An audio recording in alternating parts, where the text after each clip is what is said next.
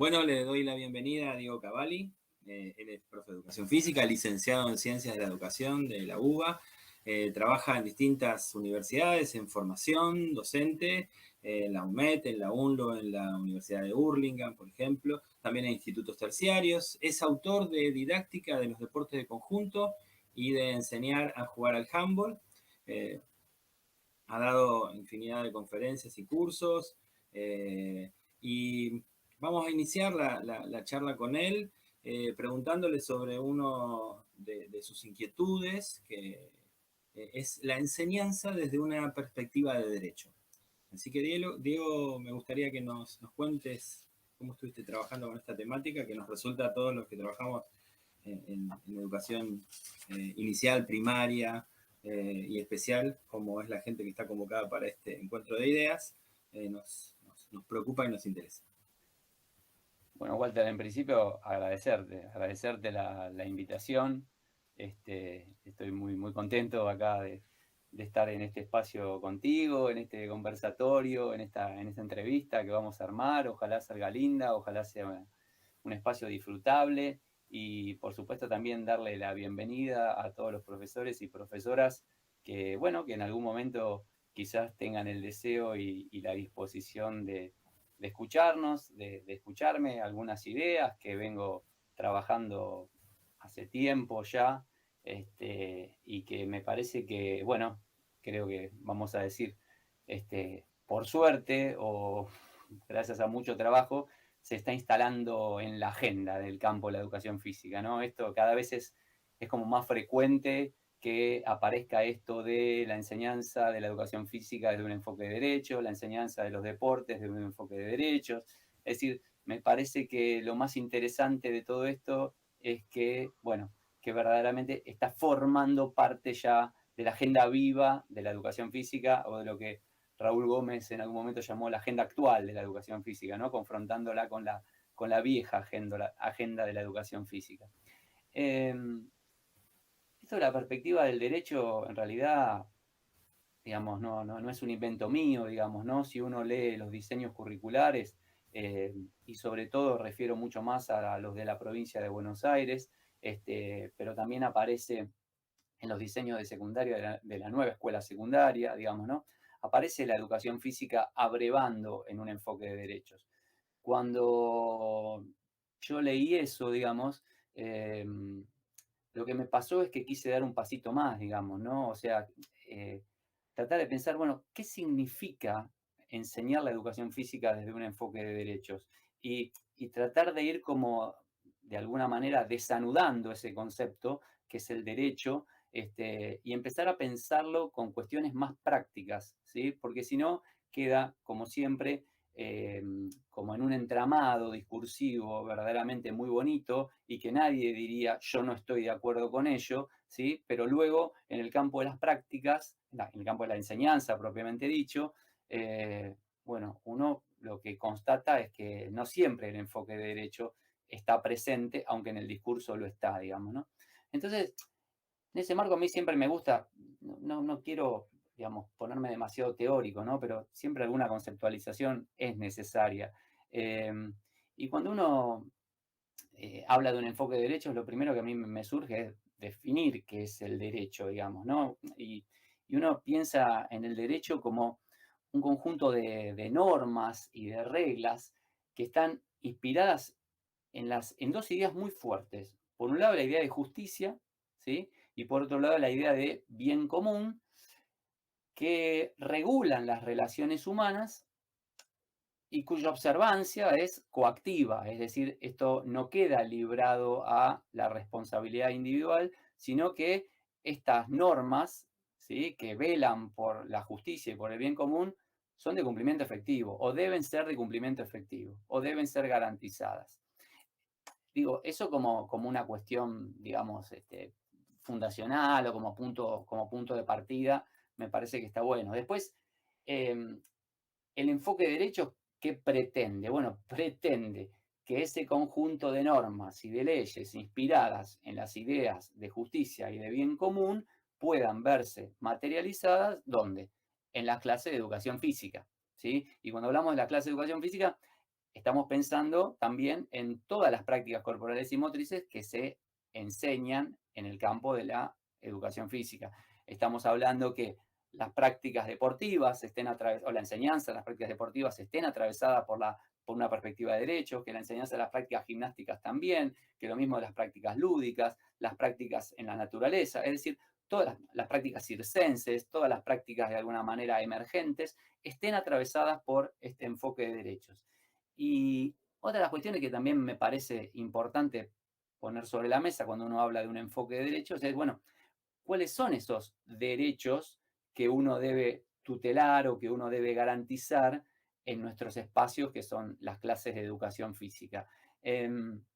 Bueno, básicamente el derecho a jugar, el derecho a aprender, el derecho a la identidad, el derecho de todos los niños, niñas y jóvenes a no ser maltratados, el derecho a ser protegidos, a ser cuidados, el derecho a la libertad, el derecho a la igualdad y el derecho a no ser discriminado o discriminada. Es decir, yo me estoy de alguna manera referenciando aquí en lo que es la Convención Internacional sobre los Derechos de Niños, Niñas y Adolescentes del año 1989, pero digo, me parece que nosotros como profesores y profesoras debemos estar atentos a velar porque estos derechos puedan garantizarse.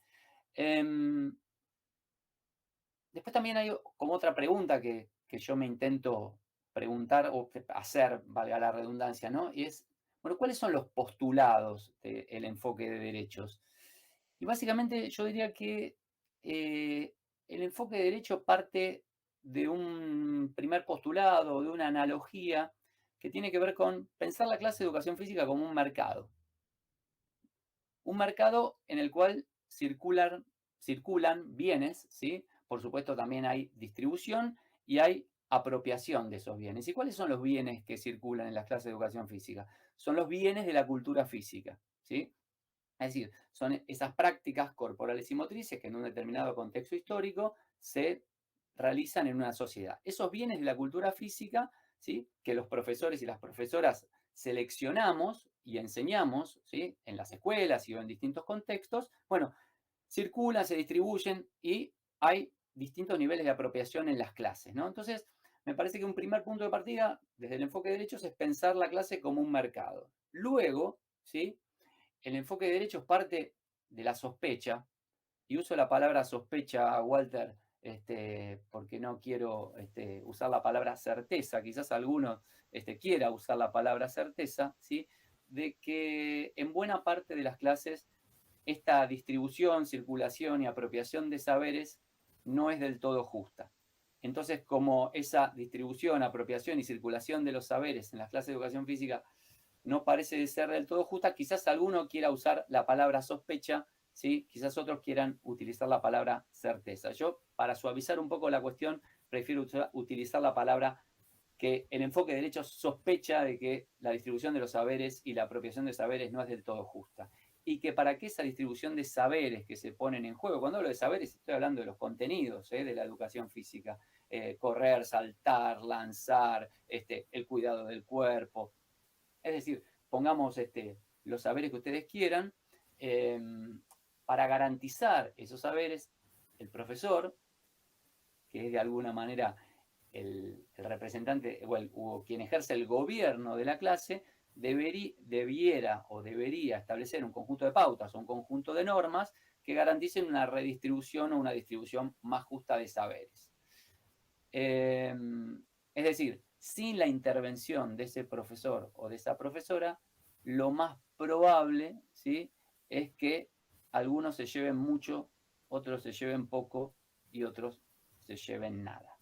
Entonces, a mí me parece que es una cuestión importante poder pensar esta cuestión, ¿no? La intervención docente para poder garantizar una circulación, distribución y apropiación de saberes más justa. Ahora, ¿cómo se accede a esos bienes en la clase de educación física? Se accede a partir de un determinado capital cultural. ¿Qué es ese capital cultural? Bueno, esa experiencia que tiene cualquier sujeto que ingresa a las clases de educación física, ¿sí?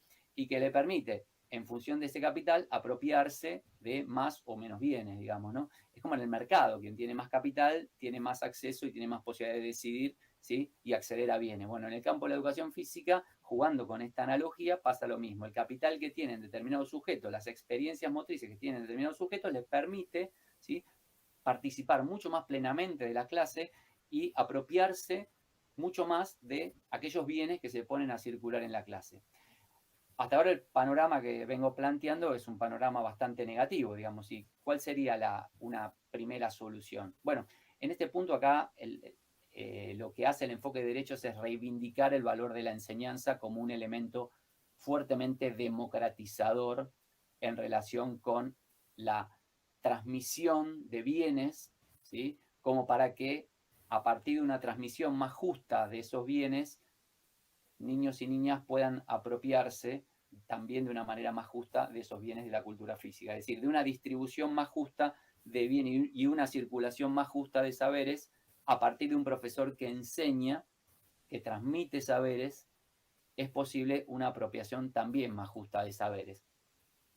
En ese sentido, lo que promueve el enfoque de derechos, por un lado, es la democratización de los saberes, ¿sí? La democratización de los saberes que se ponen a circular en las clases, digamos. Uno cuando ve a los niños, niñas, jóvenes jugar, digamos, ¿no?, ve que muchas veces en un juego deportivo, por ejemplo, hay algunos que monopolizan la pelota, ¿sí? Entonces, bueno, digo, si ahí el profesor o la profesora, digo, y utilizo, fíjate, Walter, que utilizo muchos términos del campo de la economía para analizar justamente la economía de la clase y algo que Bourdieu denomina la rentabilidad cultural, ¿no?, que es ese cachito de la renta o de los saberes que se ponen en juego, de los cuales se apropia cada uno de los pibes, de lo que se lleva a su casa después de haber transitado esa clase de educación física. Entonces, cuando uno ve determinados juegos deportivos o determinados juegos o determinadas prácticas donde algunos, ¿sí?, o algunas son quienes monopolizan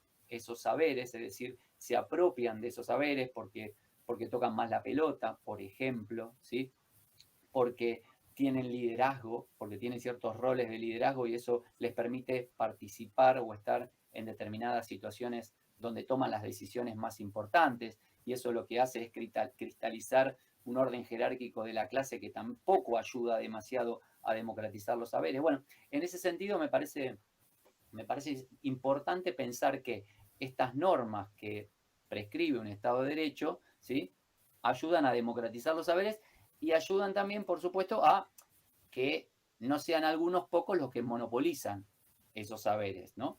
Y, y por otro lado también lo que genera es mayores niveles de igualdad en los desarrollos individuales, porque al haber una distribución más justa de saberes, también los desarrollos individuales se van dando de una manera más equilibrada. Es decir, en algún sentido, el enfoque de derechos achica la brecha entre los que tienen menor y mayor nivel de desarrollo motriz.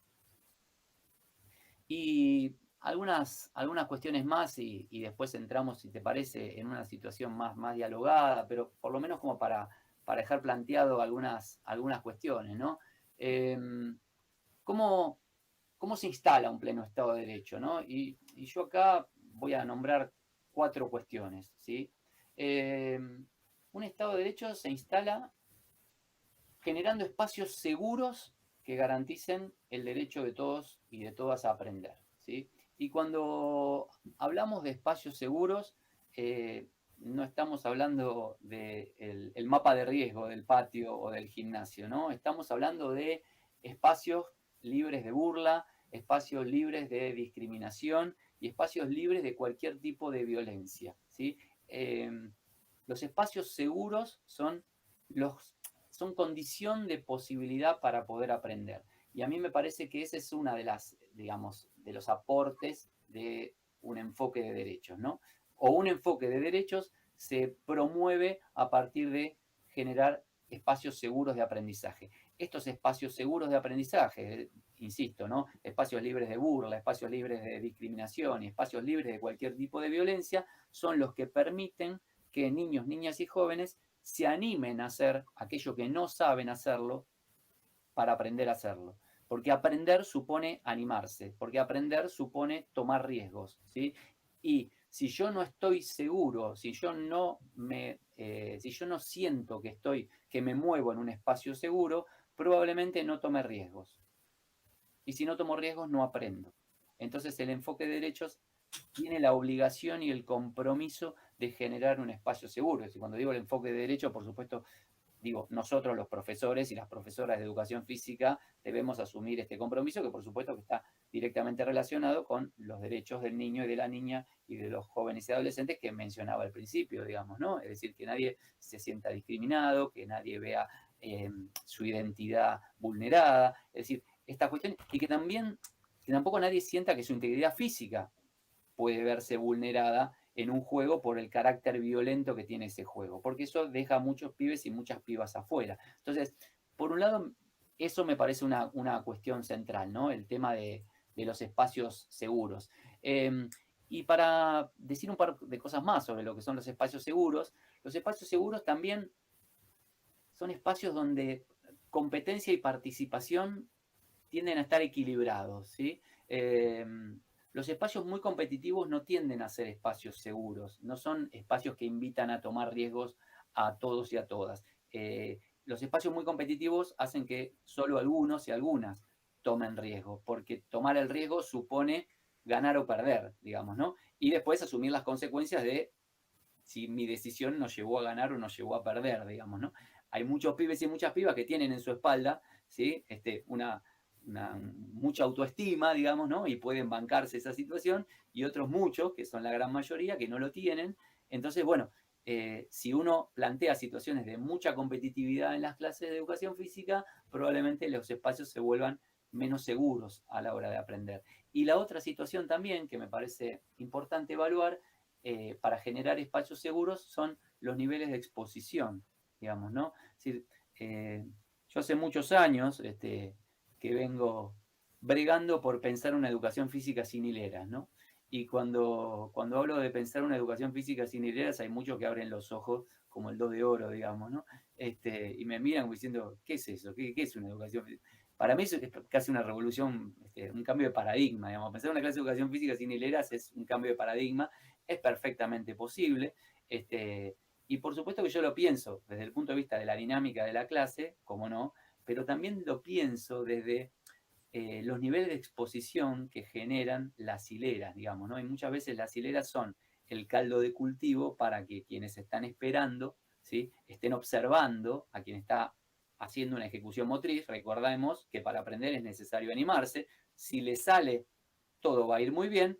Si no le sale, va a estar bajo la vista de un montón de niños y niñas, compañeros, que, bueno, digo, el nivel de exposición entonces no genera un espacio tan seguro como la participación simultánea, donde cada uno está atendiendo a su propia tarea, a su propia ejecución, y no tiene como la mirada del otro que pueda intimidarlo o intimidarla en esa toma de riesgos que supone aprender. Así que bueno, ese me parece como una primera cuestión, ¿no?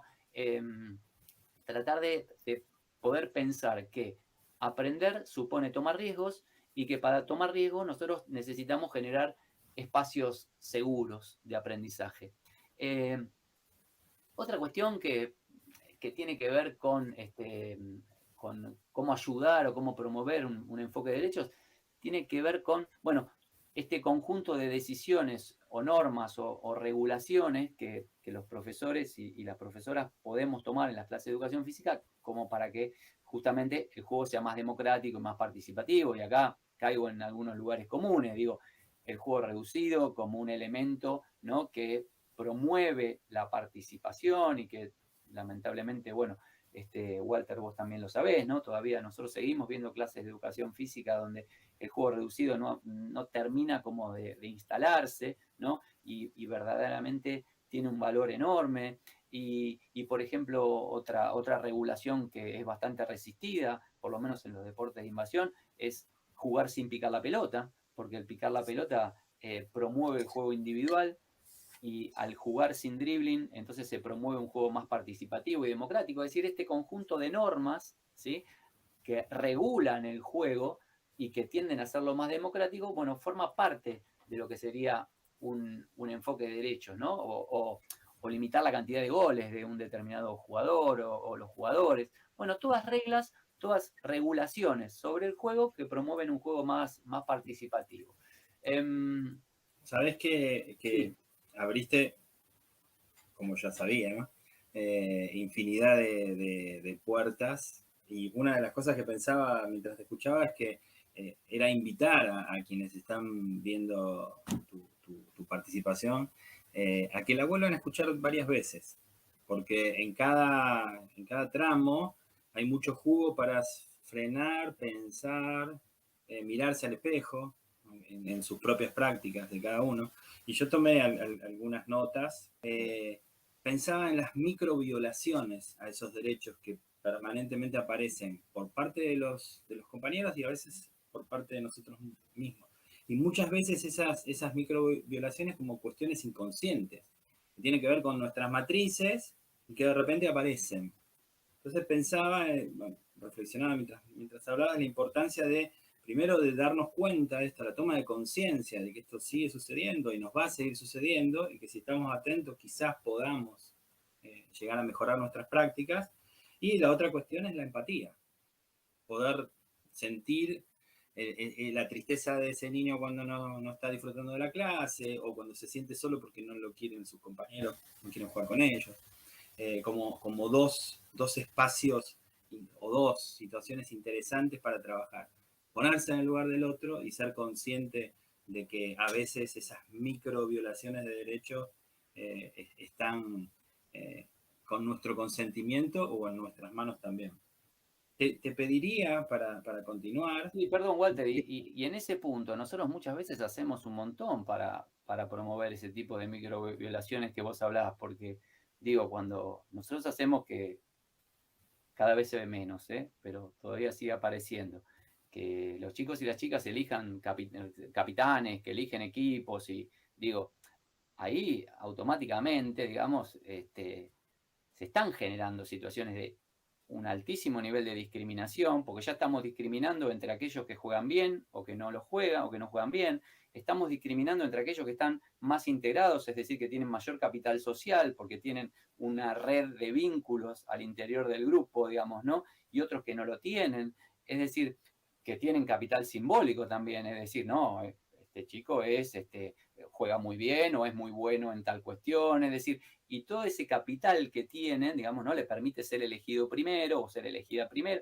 Es decir, y nosotros ahí estamos generando una situación solamente por una decisión que es muy fácil de resolver a partir de armar equipos al azar, por ejemplo, digamos, ¿no? O utilizando otras estrategias que no generen ese tipo de situaciones, digamos, ¿no? Entonces estos chicos, estas chicas que quedan excluidos, digamos, bueno, automáticamente este tipo de decisiones los incluye, les hace un lugar, o por lo menos ya de entrada no los pone en ese lugar, ¿está? De exclusión o de exposición. Entonces, bueno, digo, también me parece que revisando eso que bien vos decías, ¿no? Esas matrices, esas decisiones que las hacemos casi sin pensar y que están tan naturalizadas, que bueno, que por suerte hoy me parece que hay una reflexión crítica muy fuerte sobre ello, también podemos ayudar a instalar un pleno Estado de Derecho.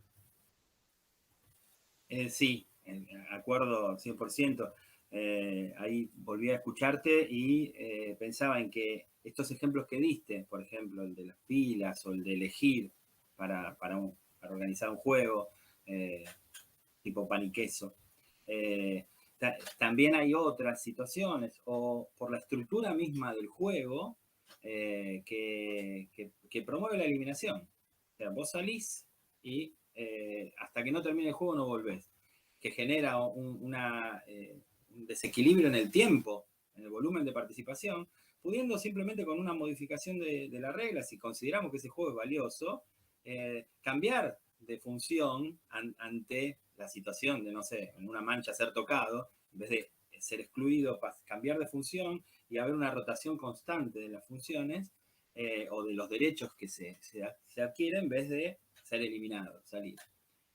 No, es excelente, la verdad que es otra de mis muletillas, pero te agradezco, como no la dije, digamos, la verdad que te agradezco que lo hayas sumado, porque los juegos si hay un elemento que justamente atenta contra un Estado de Derecho, son los juegos de eliminación.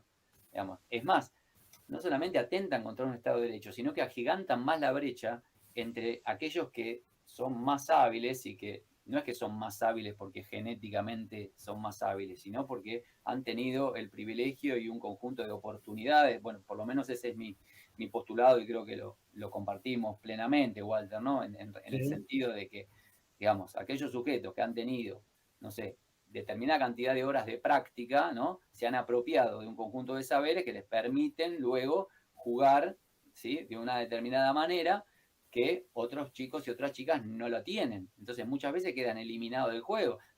Digo, sigamos con el ejemplo, ganador queda en cancha. Ganador queda en cancha, la misma lógica, digamos. Quizás cuando terminó la clase uno no se dio cuenta y hay equipos que jugaron, no sé, 25 minutos, 30 minutos y otro equipo u otros equipos que jugaron 2 minutos cada uno. Ahora, si uno evalúa eso en términos de mercado, en términos de distribución, circulación y apropiación de saberes, ¿qué pasó con esa clase? Bueno, claramente no garantizó un Estado de Derecho. ¿Qué hizo? Amplió aún más la brecha entre aquellos que tienen más saberes respecto a aquellos que no tienen tantos saberes, porque no han tenido experiencia. En todo caso, ahí lo que habría que hacer es invertir la pirámide, es decir, bueno, vamos a hacer jugar más tiempo a aquellos pibes y a aquellas pibas que tienen menos oportunidades afuera. ¿Para qué? Bueno, trabajando con el concepto de equidad, ¿no? Esta idea de una distribución, ¿no? De recursos, ¿sí? A favor de los sectores más postergados. Digo, priorizar los recursos, eso no es solamente darle más tiempo de juego. Eso también supone, por ejemplo, que el profesor dirija toda su atención, todos sus feedbacks instruccionales, todos sus feedbacks afectivos sobre aquellos sujetos que verdaderamente están más desaventajados justamente por esta situación. Ahora, esto es recontrapolémico, digamos, ¿no? Es recontrapolémico porque, bueno, ahí empieza esta discusión, bueno, y que lo bueno que aprenden, y esta cuestión que, bueno, ahora en todo caso lo pensamos juntos, digamos, ¿no? Porque tiene que ver con esta cuestión de la construcción de la grupalidad, digamos, ¿no? Claro. ¿Cuál Y, es el lugar de lo bueno, digamos, en la clase? claro, y aparte, ¿qué queremos enseñar en la clase de educación física? Justamente de educación física. Por ejemplo, estas situaciones de eliminación o de ganador queda, que promueve un estímulo para poder seguir jugando, seguir manteniendo el derecho y no perderlo, el derecho a jugar, lo que promueve son actitudes en general negativas, hasta en ocasiones de violación del reglamento, de tratar de llevar al límite el reglamento, de mentir. Entonces es muy difícil hacer una autoconducción de los juegos cuando está en juego tu derecho a seguir jugando. Y otra de las cuestiones que, unida a estas actitudes que promueven este tipo de organización, es lo que los alumnos terminan leyendo que el profesor espera de ellos, que espera de sus aprendizajes. O sea, ¿qué queremos, qué promovemos de educación física? En la eliminación, el campeonismo.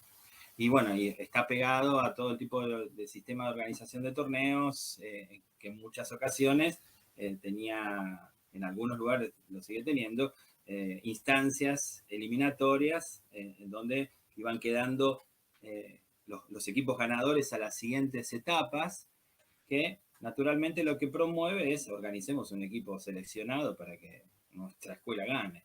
Entonces ahí es un vendaval de gente que queda fuera del derecho de aprender ese tipo de actividades que estaban promovidas en esa organización de estos eventos.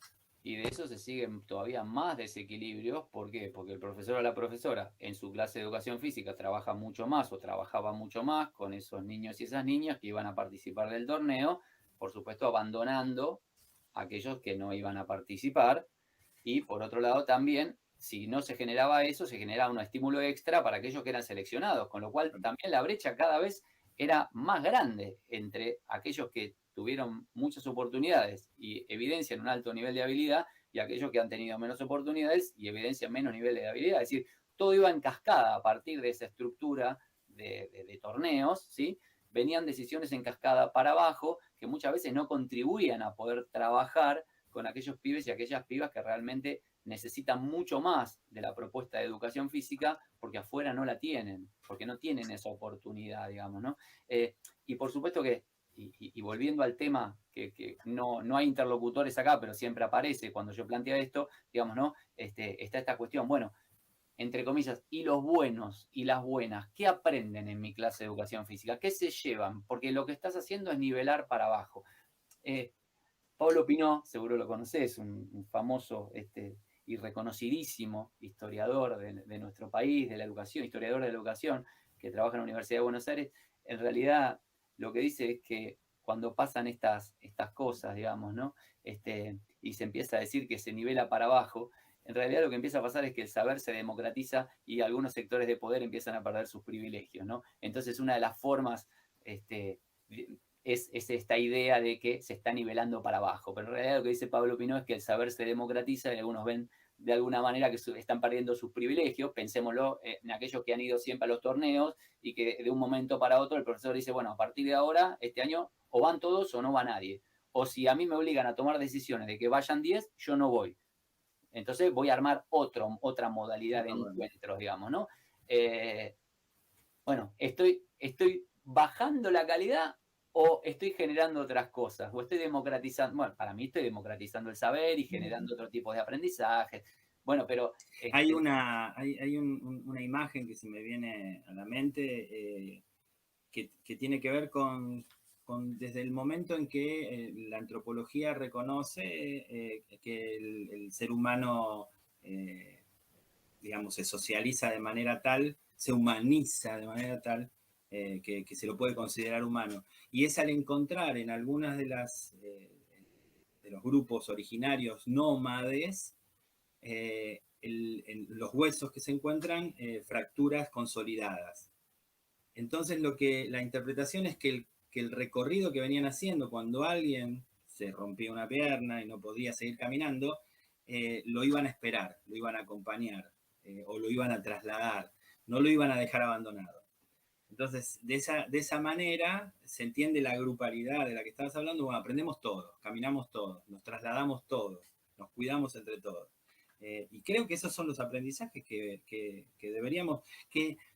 Yo entiendo que los chicos cuando lo viven así de entrada lo naturalizan también. No existe la preocupación de, ¿y por qué no vamos al seleccionado de...?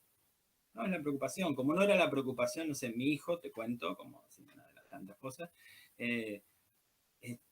cuando surgen a veces las discusiones de si los varones y las mujeres tienen que estar juntos o separados, en algunos lugares todavía está esta discusión, no en nuestro nivel, pues sí en nivel medio. Y yo le hacía la consulta a mi hijo, me miraba con cara extrañada. Claro, él, como va a la provincia de Buenos Aires, nunca tuvo separado por género. Entonces, para él, lo normal, lo natural era hacer educación física con sus compañeras y sus compañeros. Entonces, bueno, yo creo que no habría el que lo vive como un problema, como una pérdida. No, todo lo contrario. Así que adhiero a cada una de tus palabras. Sí, el tema de género, digamos, está enormemente atravesado por cuestiones de estereotipos, porque en realidad la clase de educación física, digamos, el cuidado del cuerpo no distingue género. O sea, no es que yo tengo, digamos, si junto chicos y chicas me empiezo a preocupar porque cuidado que se lastime una chica. O sea, yo me preocupo si tengo los varones, si tengo las chicas, y si tengo las chicas y los chicos, y si tengo aquellos sujetos que tampoco responden a esta lógica binaria, porque nosotros seguimos hablando con esta lógica binaria, ¿no? Chicos, chicas, y hay sujetos que no se sienten representados por ninguna de estas dos clasificaciones, y me parece que debemos atenderlo. Pero digo, el cuidado del cuerpo no distingue géneros, entonces que digamos, no veo cuál es la problemática, salvo que sí, verdaderamente yo esté como atrapado por ciertos estereotipos donde entienda que todos los varones, por ser varón, portan determinadas características, vamos a construir el estereotipo, son todos fuertes, son todos aguerridos, son todos valientes, y todas las chicas, vamos a construir el estereotipo, son débiles por naturaleza, ¿sí? No son valientes, son más tímidas y son más introvertidas a la hora de jugar, cosa que efectivamente no se constata. Entonces, ni todos los varones son de una manera, ni todas las chicas son de otra manera. En ese caso, digamos, estaríamos condenando a un montón de sujetos, ¿sí? A no ser, a que sus derechos no se vean garantizados. Por ejemplo, el cuidado del cuerpo de muchísimos varones, ¿sí? Que no portan estas cualidades y que deben ser cuidados por la clase de educación física. Pero estando separados, esto tampoco ayuda. Entonces, digo, la cuestión de género también, sé que en nivel inicial y primario está bastante avanzado, en el nivel secundario en Ciudad de Buenos Aires todavía me parece que está en debate.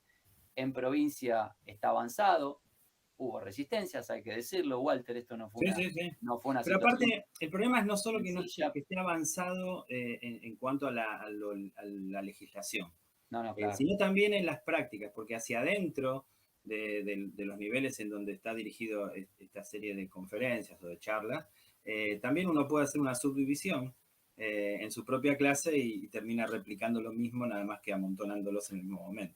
Correcto, correcto, Eh, correcto. Diego, te cuento, mi inquietud es para cerrar, después de que terminamos de charlar, para cerrar la presentación tuya, es acompañar con un video que hay en la red que describe tu ponencia de una manera muy clara, como para sintetizarla y recuperar estas ideas que fuiste compartiendo. Te quiero proponer, si de alguna manera querés compartir algo que te haya quedado en el tintero que quieras, ya sé que podríamos hablar horas, pero en particular de lo que estuvimos hablando, algo para cerrar, o si no, simplemente despedirnos y cerramos con el video después. Sí, y sumarte también, Walter, que también hay un pequeño escrito, para si alguno o alguna le interesa, muy breve, que se llama La enseñanza de la educación física desde un enfoque de derechos. O sea, ese video resume lo que yo hice antes, que fue ese pequeño escrito, que bueno, que lo he compartido contigo y también va a estar a disposición de los profesores y las profesoras, ¿no? No me quiero despedir sin trabajar 2 minutitos más, y abusando de tu generosidad, esta idea de grupalidad, ¿no? Y esta pregunta que aparece siempre, bueno, ¿qué pasa con los buenos y con las buenas, digamos, ¿no? Siempre entre comillas, digamos, ¿no? Y, y a mí me parece que la clase de educación física es un espacio para que estos pibes y estas pibas que tienen un saber acumulado, que tienen un capital acumulado, lo puedan poner a disposición del grupo, lo puedan compartir.